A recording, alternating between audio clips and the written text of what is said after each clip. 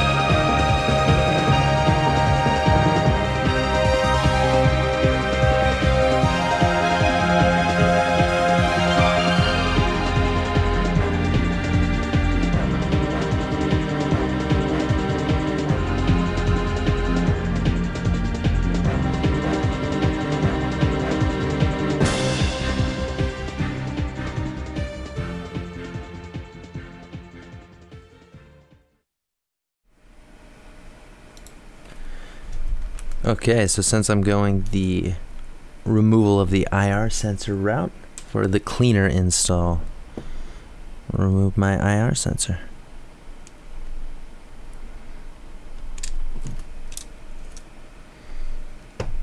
GG, easy game. Now the next bit of this is removing 1, 2, 3, these 4 triangles here. We need to modify our joystick to fit something in here. I'm trying to make sense of a lot of these directions as they're clearly translated from Japanese. Wording's a little wild, but I take it that these need to be cut, so I'm going to cut them. I want to use flush cuts, and I'll show you how that went Alright, pulled it off. Yeah, it's just that plastic piece there. Needed to go. So I cut those 4 triangles, kind of like etched it with my Exacto knife, and then pulled it, and it just cracked right off. Looks pretty clean. Let's carry on. Well, alright. So it came with some insulation tape, kind of plastic tab on it, and yeah, there it is. I applied it, seems good, nice and insulated. Get some more breathing room, so we should be good to go. Okay, so I've lined up the kit here. This part's a bit challenging. Really, I lined up these guys first, as it's just a few to figure out, and then make sure everything's oriented to where the test pads perfectly through those holes there. I'm gonna add another bit of tape probably at the top to keep it all locked in, you know. But yeah, just gonna go through and solder each of these test pads. Shouldn't be too hard. It just makes it very very clear from what I gather in these instructions that you want your solder joints to be as flat and flush as possible. You don't want spiky joints. The translation seems to call them minions. I don't know what that's all about. But I think I know what they're getting at. You want these solder joints to be flush. So let's do it.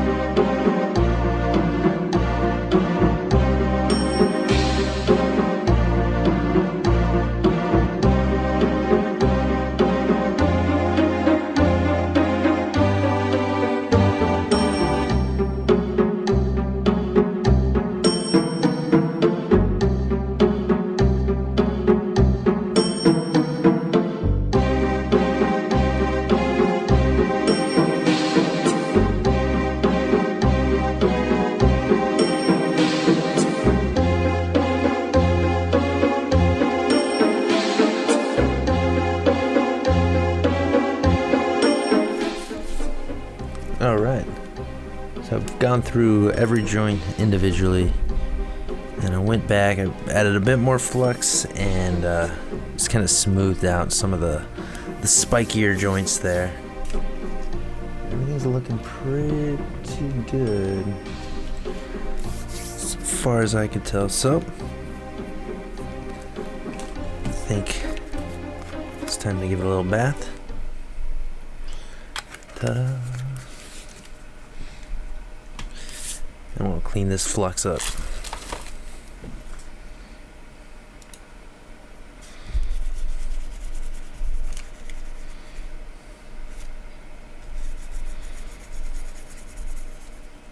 Okay, so this part was very confusing in the instructions, but pretty much what's going on here is the joystick is taped to the top of this board to keep it in place, and the little ribbon cable here is going through a hole on the main board, and we have to find a way to plug that fucker in. So ugh, Jesus Christ. It's gonna be tricky. Probably gonna do that off camera. The only other thing I did here too is I added some Captain tape to the back of this board. It's got a lot of little capacitors here, a couple resistors. Seems sketch to not do that, so for the peace of mind, just added a bit of Captain tape there. And I'm coming in with a tweezer. So lift this fucker up. Alright, ladies and gentlemen, I got it. Everything is screwed back in. The connectors are plugged back in as far as I can tell. And yeah, that was brutal. The soldering, not so bad at all. The plugging shit back in is a real doozy. Now I understand why Delfino mentioned that they don't unplug this, like the two LCD connectors. There's this one you got to unplug, but there's one here and then one on the underside. They do it like a book. Makes a whole lot more sense plugging those back in. It's kind of a pain. I had to tape down a couple, like the LCD connectors that I wasn't trying to plug in to the case in order to finagle that. But the real doozy here is the joystick. Goes through that hole, and yeah, it's got to wrap around and plug in, and there's just such little room to work with. It's kind of nuts. And from what I gathered, there's two different types of joysticks. The earlier ones have a much longer cable, and you don't need to modify the shell. These ones you need to modify the shell, and or like that plastic that we cut. As you can see, that's the underside of this. Makes sense why we had to cut that, because this now sits flush on this kit. But yeah, the other cable, you've actually got some wiggle room, so those seem fine. Let me know in the comments if you have a source for those earlier joysticks. Is anyone following along with this? Would probably want to invest a couple bucks in buying one of those joysticks to not have to deal with what I did getting this thing plugged in, because that sucked. If I never had to do that again, I'd be happy. Well, cool. Last little bit here, we got to solder this guy out. So let's see which one goes where. We're going to this cap. That guy right there.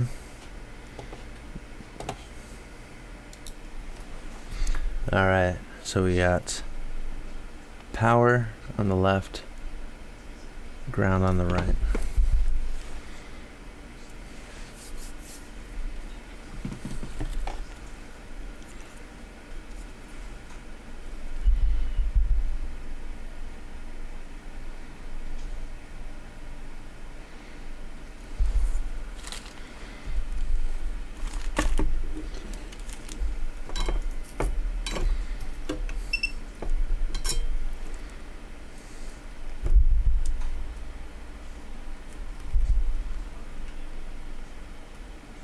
Try to use my viewfinder here.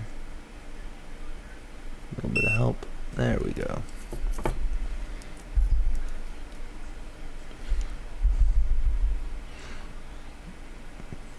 Try not to burn the plastic of the joystick.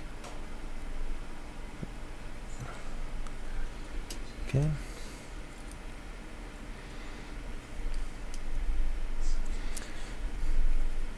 Going with my tweezers.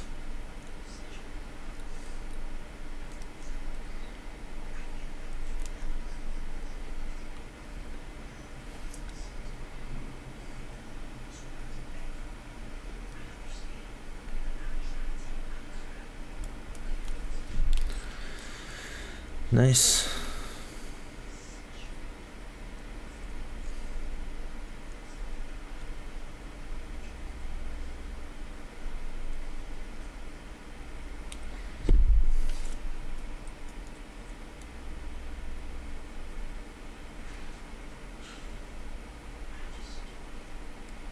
Fuck.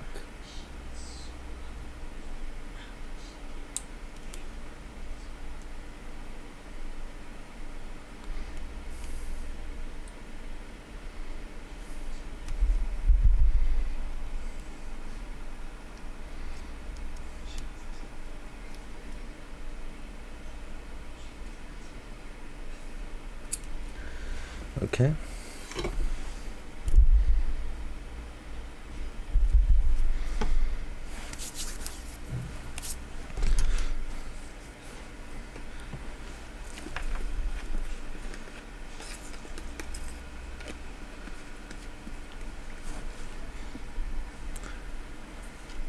I don't want to go too crazy with the IPA here because got an LCD down there.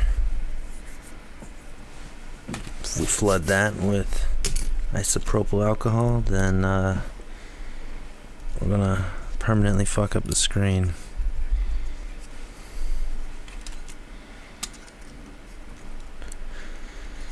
Okay, I think we're good here. Piece this back together and let's test her out. Okay, I almost forgot.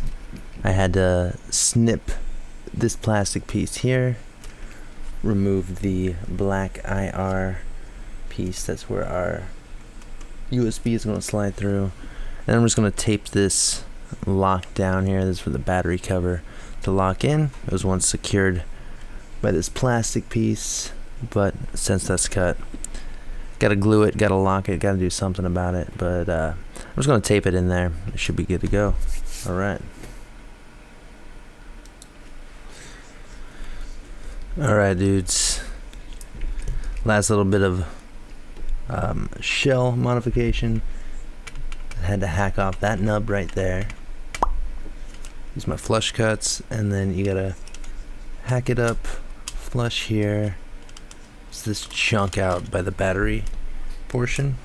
Literally just use my snip, kind of wiggle it out. Now it should close just fine. Ladies and gentlemen, we got him. So good news is kit worked first try, no problem. Bad news is that joystick, the hardest thing for me to connect, isn't connected properly. It's not working, so I'm gonna have to go back in there, fiddle with that. I didn't fully screw it back together, thankfully, but yeah, that's the only thing so far that I've noticed issue-wise. Yeah, those buttons are working. Home, all of those should all be good. Start. Start shouldn't be doing anything. So yeah, I'm gonna go fix that, put it all back together, and then we'll play around with this a little more. Okay, ladies and gentlemen, boys and girls, we got our issues sorted. Thumbsticks plugged in properly. Also had the issue with the touchscreen. Forgot to plug it in. It plugs in underneath the kit. So I kind of had to weasel my way in there and plug that in. And we're good. This is hooked up. Software's set up. So check it out. Bada bing, bada boom. And just to show there's no trickery, we still have the DS in the top right here. Little picture-on-picture action. And there's all sorts of cool stuff in here. I like this one the most. We've got the rotate screen. That's pretty rad. For if you really want to, boom. If you really want to flip your monitor. There's all sorts of other stuff here. Now, I'm not going to be dicking around with the audio. It's recommended that you output through a cable. Use some sort of like one of those grounding devices to reduce any kind of buzz. There is digital audio support, but I couldn't get it working, and you know, it seems like I think if you want to have more resources for video, so you're gonna want to split it out if you're really trying to stream and capture audio and all that shit. So yeah, I don't know, let's boot up a game.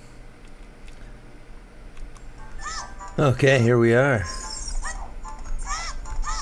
Rolling around in Zelda, dude. I never finished this 3DS version of Zelda. I just remember that it has a bunch of like nagging, like, are you sure you want to keep playing? You should probably take a break. Hey, been playing for a while.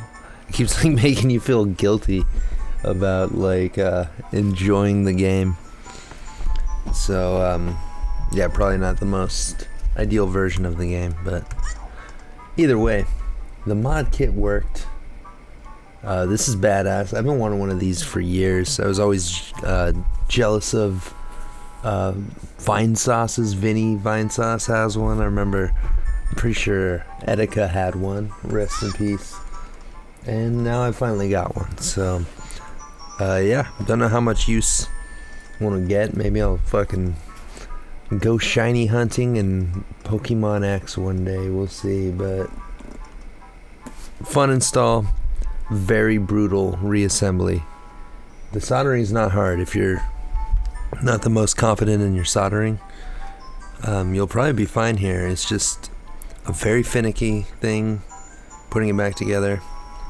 I don't know, almost needs a, you know, you need little hands or something. It's a very finicky to reassemble, but other than that, installing the kit itself is a breeze. So yeah, leave a like if you like the video.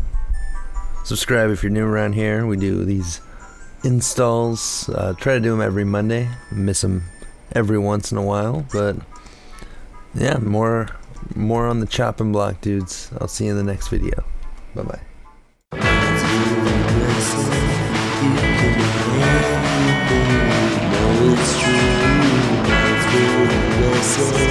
Don't let us back, let's say what to do.